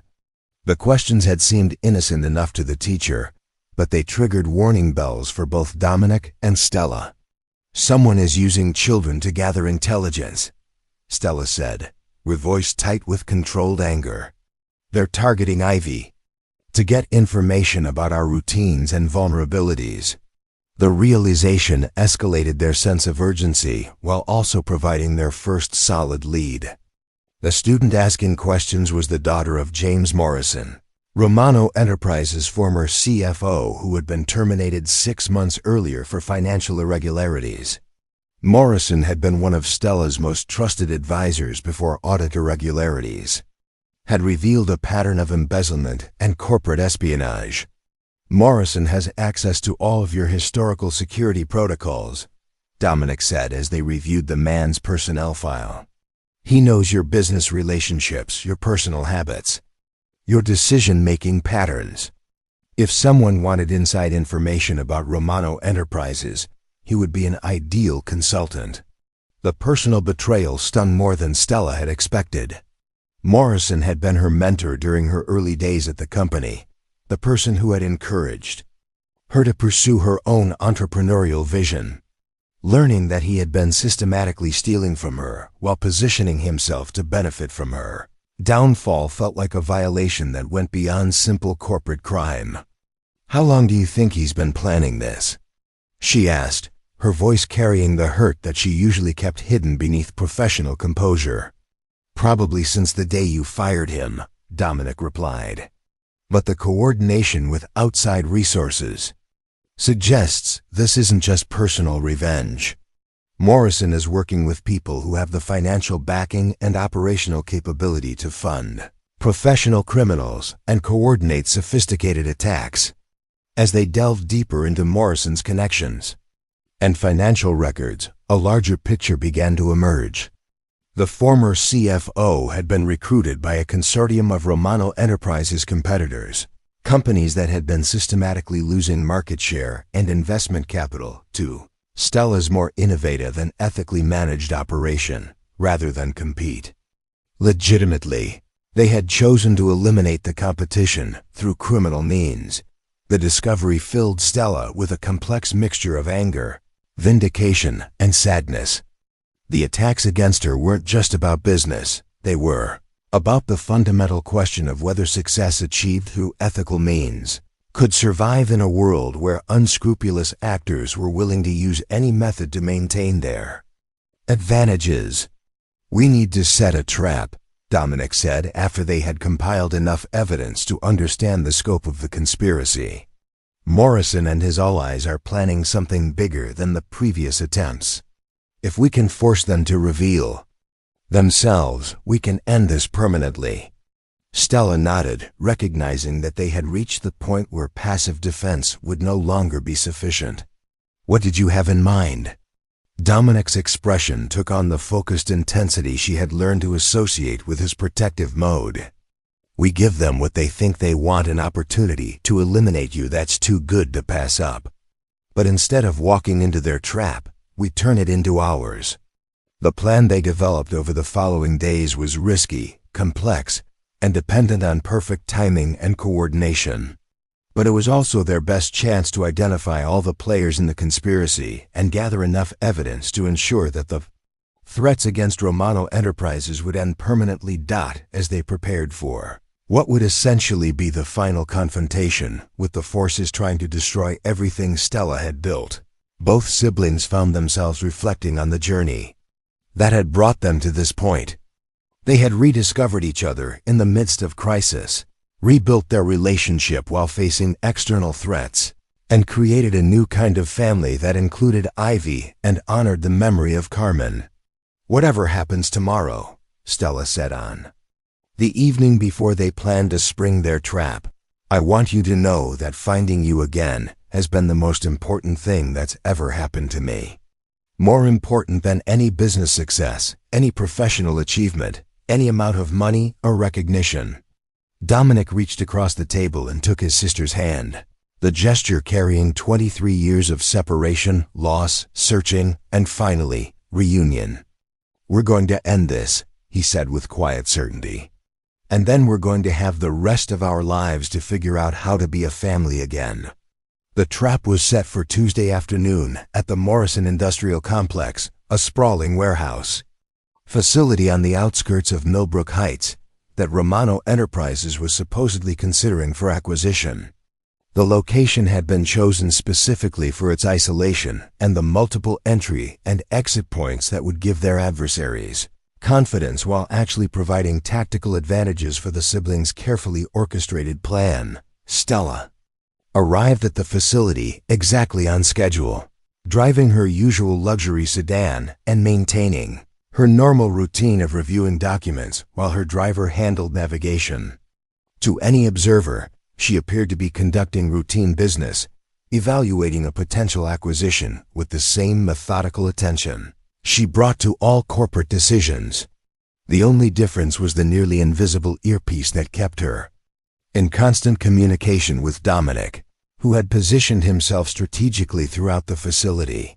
The preliminary meeting with the facility's management team proceeded exactly as planned, giving Stella the opportunity to survey the interior layout while establishing her presence for any watchers. The warehouse was a maze of corridors, storage areas, and office spaces that provided numerous opportunities for concealment and ambush, exactly the kind of environment that would appeal to people planning an attack. Phase 1 complete, Stella said softly into her concealed microphone as she concluded the tour and moved toward the executive conference room, where the serious negotiations would supposedly take place. Moving to position 2. Dominic's voice came through her earpiece with calm professionalism. I have visual contact with our primary target. Morrison arrived 10 minutes ago with 2 associates and is positioned in the south parking area. Additional vehicles are stationed at the north and east entrances. Looks like they're planning to box you in. The confirmation that James Morrison was personally overseeing the operation added another layer of betrayal to the situation. This wasn't just business warfare conducted through hired criminals.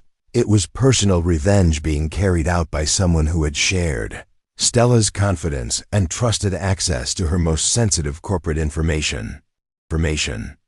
As Stella settled into the conference room and began the elaborate charade of reviewing acquisition documents, she found herself remembering the early days of Romano Enterprises when Morrison had been her most valued advisor.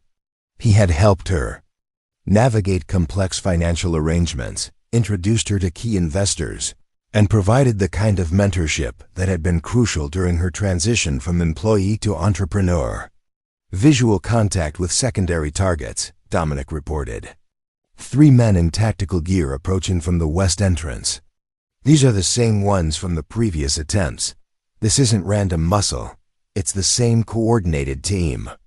The realization that they were facing the same criminals who had attacked her twice before added urgency to their operation.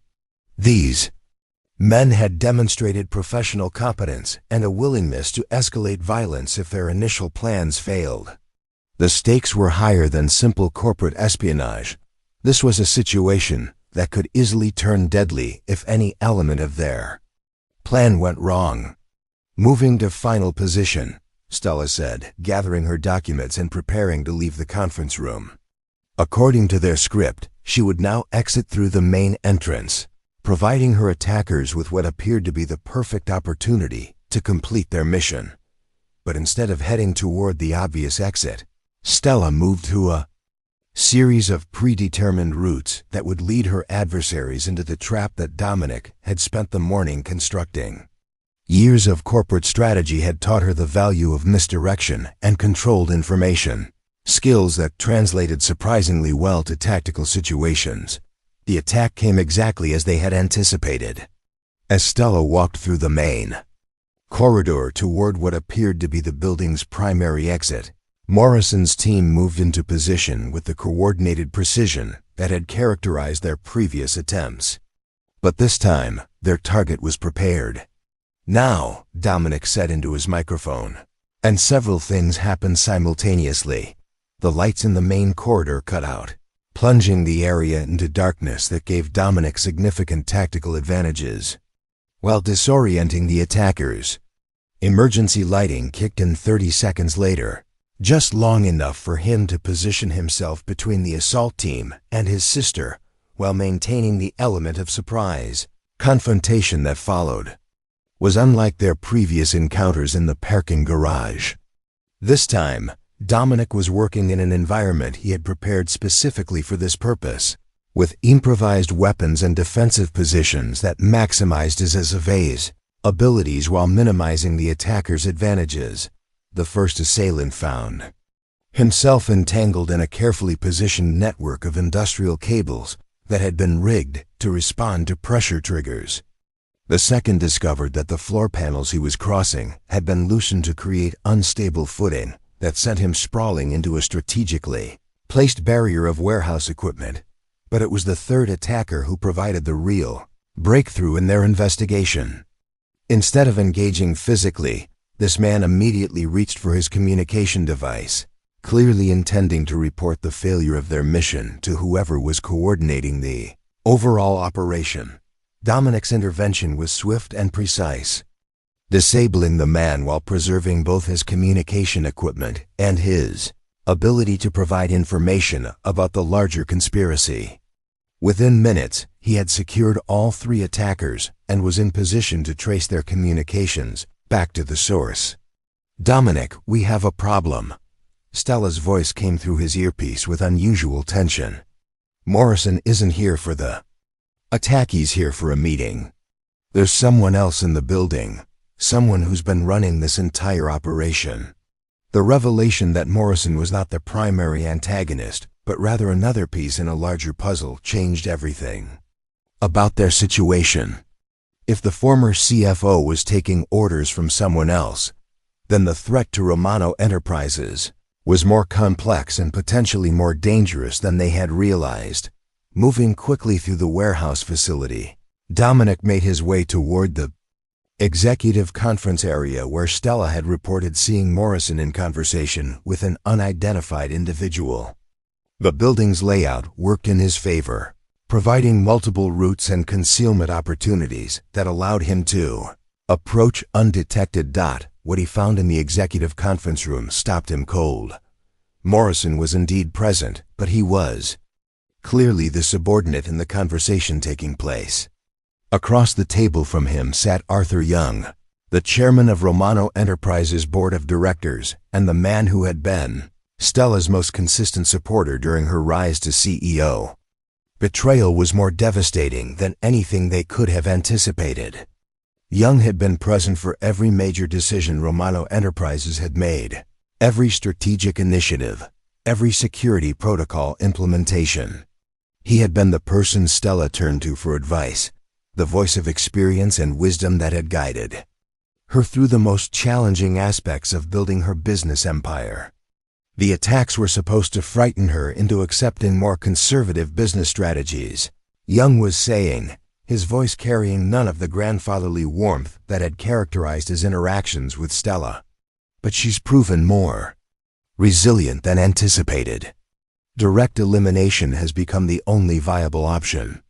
Morrison nodded nervously, clearly uncomfortable with the escalation from intimidation to murder.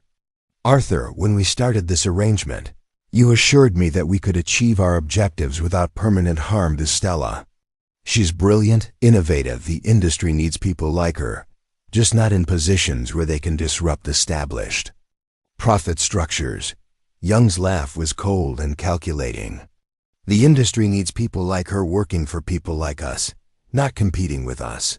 Romano Enterprises has cost our consortium billions of dollars and lost market share over the past 3 years. Stella's ethical business practices and innovative approaches have made our traditional methods look outdated and exploitative." The conversation revealed the full scope of the conspiracy, not just an attempt to eliminate a business competitor, but a systematic effort to prevent ethical innovation from challenging established corporate power structures. Young represented a network of traditional companies that saw Stella's success as an existential threat to their ability to maintain profits through exploitation and market manipulation. "She's disrupted too many established arrangements," Young continued. "Government contracts that have been locked up for decades, supplier relationships that have provided reliable profit margins, investor partnerships that have been carefully cultivated over generations. Her approach to business threatens an entire ecosystem of mutually beneficial relationships." Dominic realized that he was witnessing the exposure of corporate corruption that went far beyond simple competition or personal revenge. This was about preserving a system that benefited a small group of powerful actors at the expense of innovation, ethics, and fair competition.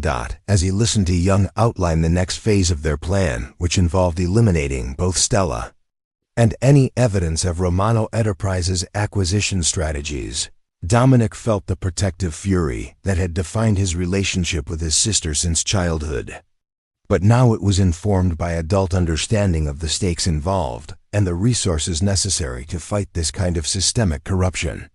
Moving carefully, he activated the recording equipment they had prepared for this operation while positioning himself to intervene if the conversation moved beyond planning to immediate action. The evidence they were gathering would be crucial for prosecuting the conspiracy, but only if both he and Stella survived to present it. The attack team has failed to report, Morrison said, checking his phone with obvious anxiety. Either they've been delayed or something has gone wrong with the operation. Young's expression hardened. Then we proceed to the backup plan. If Stella can't be eliminated discreetly, we'll have to accept more public methods. A tragic accident. During a facility inspection, perhaps. The important thing is that she doesn't leave this building alive. The shift from hired criminals to personal involvement changed the tactical situation dramatically. Young and Morrison were not trained fighters, but they were desperate men with everything to lose if their conspiracy was exposed. That combination could make them more dangerous than professional attackers because their actions would be unpredictable and motivated by panic rather than strategy. Dominic made his decision quickly, moving into the conference room with the controlled aggression that had served him well during emergency responses. The psychological impact of his sudden appearance was as important as any physical intervention. Both men were clearly shocked to discover that their supposedly perfect trap had been compromised. "Gentlemen," he said, his voice carrying the calm authority that had once reassured accident victims while securing potential threats. "I think we need to have a conversation about your business practices." The confrontation that followed was less about physical violence than psychological pressure. Young and Morrison were corporate manipulators, not street fighters, and their confidence evaporated rapidly when faced with someone who understood both their methods and their vulnerabilities.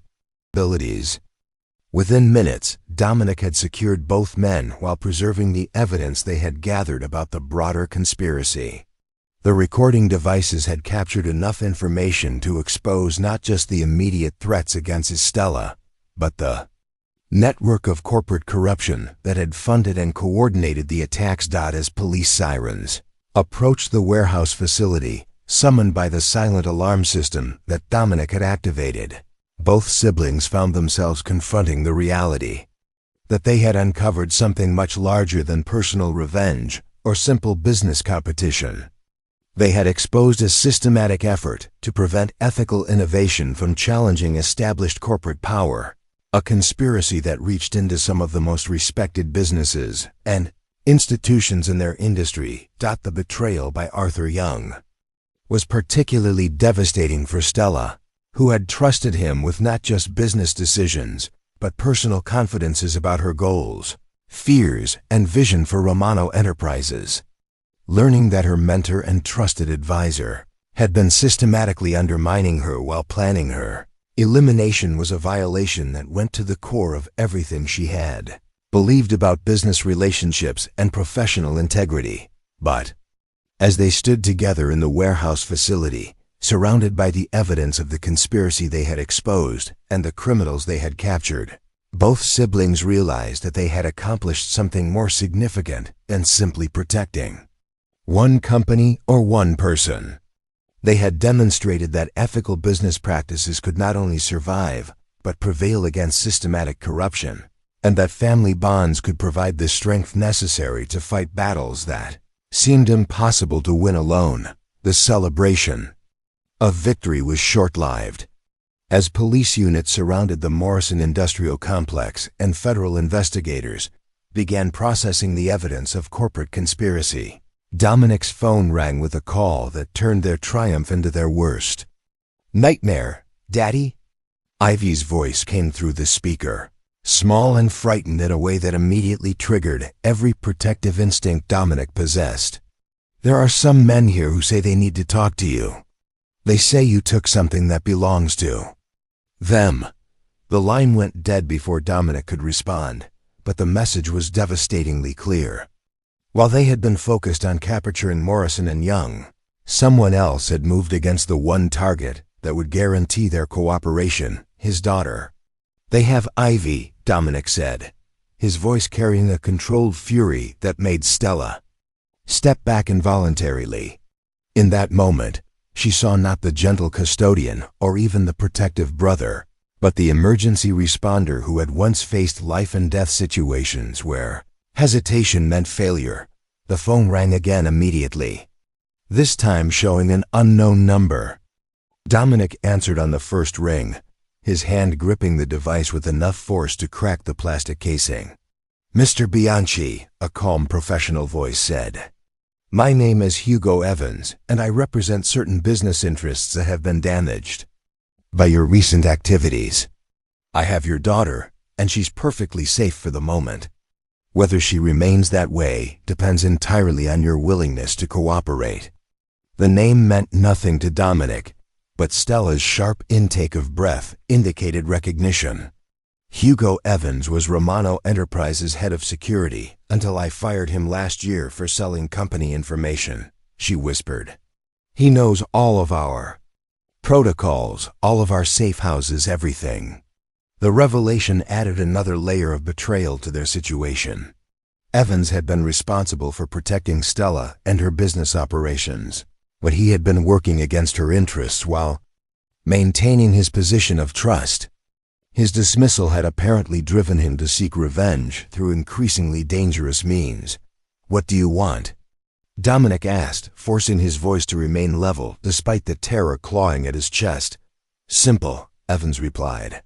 "You're going to release Mr. Young and Mr. Morrison, destroy all recordings and evidence you've gathered, and ensure that Romano Enterprises withdraws all pending legal actions. In return, your daughter will be returned to you unharmed." The demand was both predictable and impossible. Releasing Young and Morrison would mean allowing the conspiracy to continue, putting not just Stella but countless other ethical business leaders at risk. But refusing would mean sacrificing Ivy, which was unthinkable for Dominic. "You have 30 minutes to make your decision," Evans continued. "I'll be in touch with instructions for the exchange. And Mr. Bianchi, any attempt to involve additional law enforcement will result in your daughter disappearing permanently." As the call ended, Dominic found himself facing the kind of impossible choice that had defined the worst moments of his professional life as an EMT. Save one person or save many. Protect the individual or protect the system. Choose between family and principle when both were essential to who he was.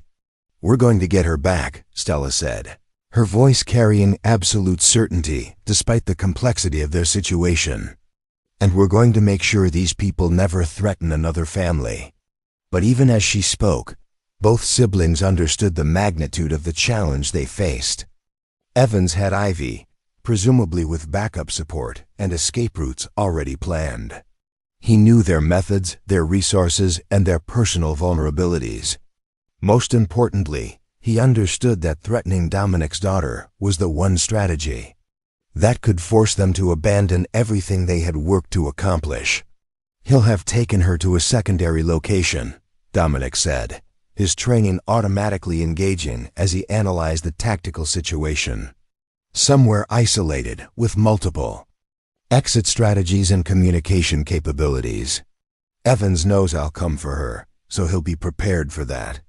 Stella was already accessing her phone, pulling up building schematics and security databases that Romano Enterprises maintained for various properties throughout Millbrook Heights. Evans had access to all of our safe house locations, but he also knew our competitor analysis. If he's working with Young's consortium, he might be using one of their facilities.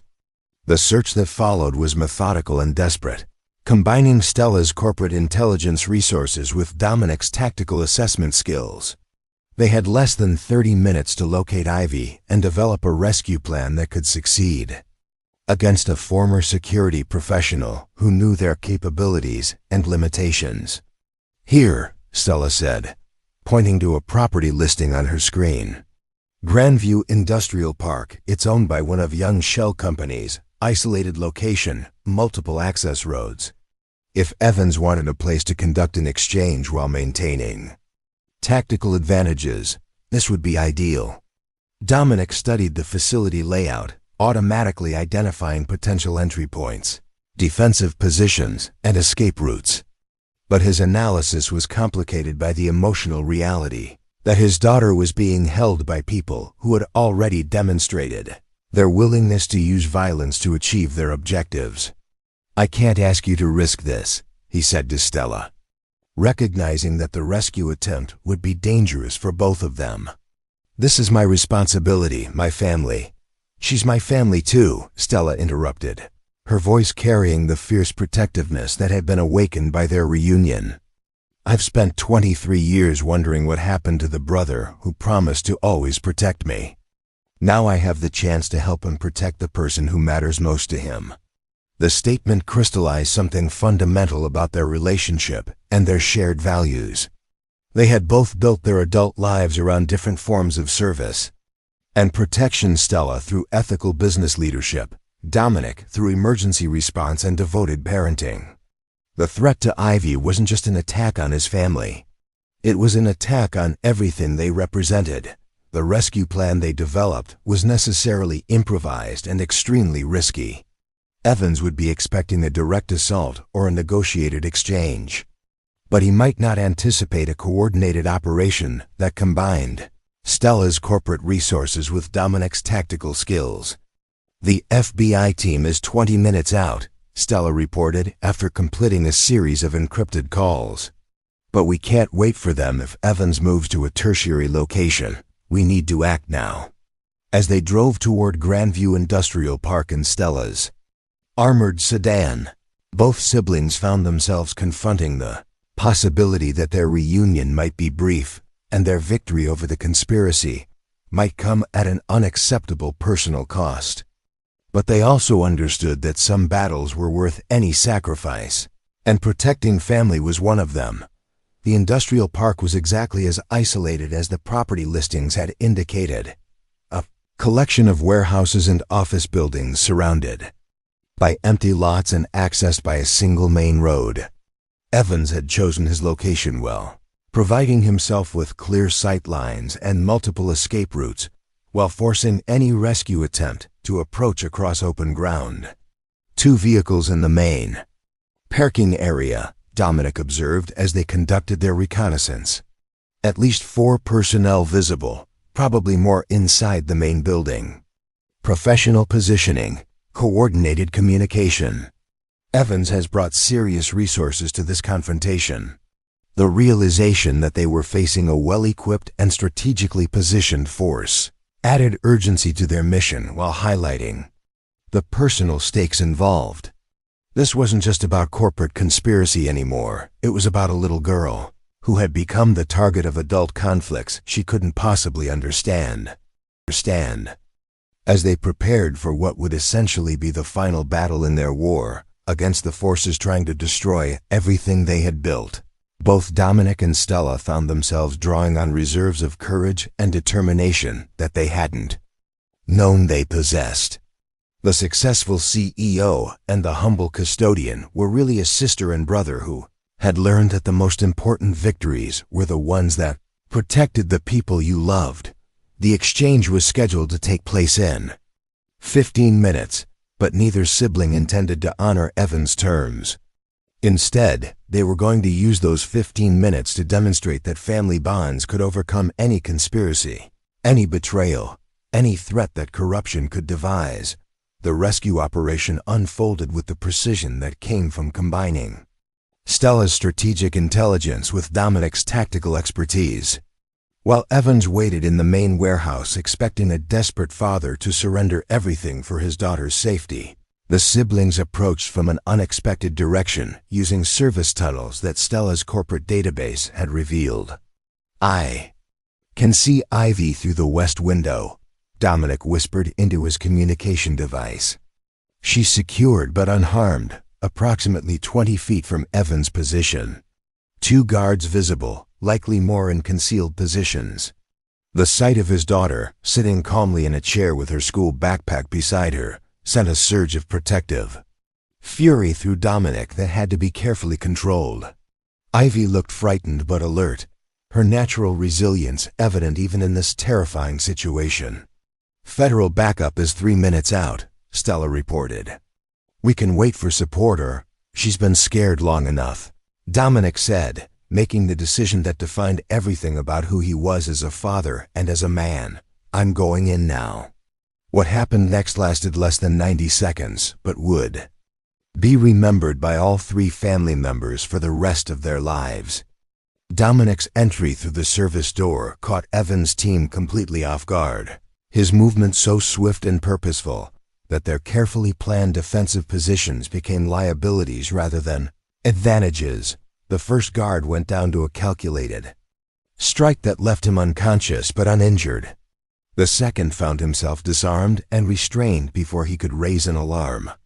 Evans himself, caught between his communication station and his hostage, made the fatal mistake of reaching for Ivy as a human shield.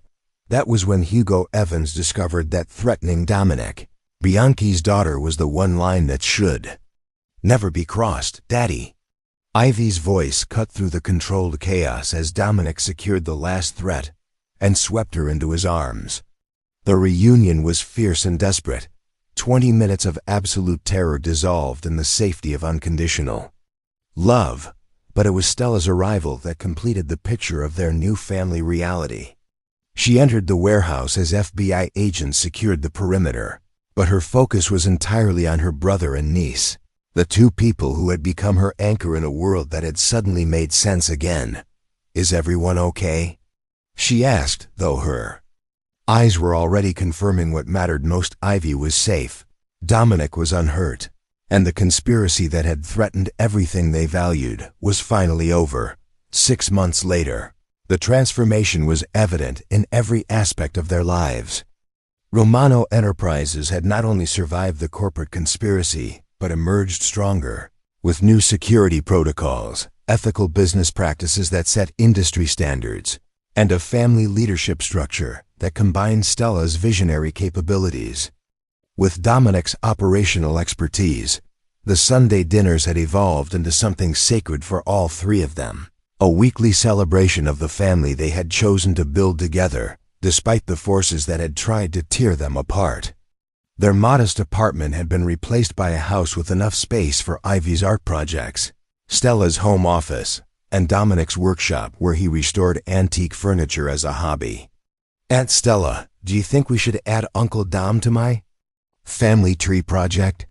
Ivy asked one evening as they worked on homework together at the kitchen table that had become the center of their domestic universe. Stella smiled, watching her brother's expression as he processed their niece's casual use of titles that meant everything to siblings who had spent decades believing they were alone in the world. "I think your family tree is exactly right the way it is," she replied. "Sometimes the most important families are the ones you choose to build together."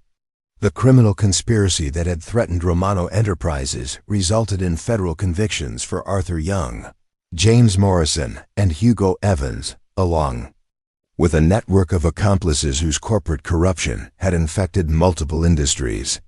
But for Dominic and Stella, the real victory wasn't legal justice, it was the quiet evening routines, the shared responsibilities, and the absolute certainty that they would never be alone again. As Dominic tucked Ivy into bed that night, reading from the chapter book they had been working through together, Stella stood in the doorway watching the family ritual that had become part of her own life. She had built a business empire worth billions of dollars, but this simple moment, her brother's gentle voice, her niece's sleepy questions, the security of ordinary domestic love, was the most valuable thing she had ever acquired. "Good night, sweet pea," Dominic whispered, kissing Ivy's forehead just as he had every night for years, but now with the knowledge that their family circle was complete. "Good night, Daddy. Good night, Aunt Stella," Ivy replied, her voice already drowsy with the absolute trust that came from being surrounded by people who would protect her from anything the world could devise. And in the soft light of the hallway, as they turned off the bedroom lamp and closed the door on another ordinary evening, Both siblings understood that they had accomplished something more precious than any business success or professional achievement. They had proved that love could survive any separation, overcome any betrayal, and build something stronger than the forces that had tried to destroy them. The custodian and the CEO were really just a brother and sister who had found their way. Up next, you've got 2 more standout stories right on your screen. If this one hit the mark, you won't want to pass these up. Just click and check them out. And don't forget to subscribe and turn on the notification bell so you don't miss any upload from us.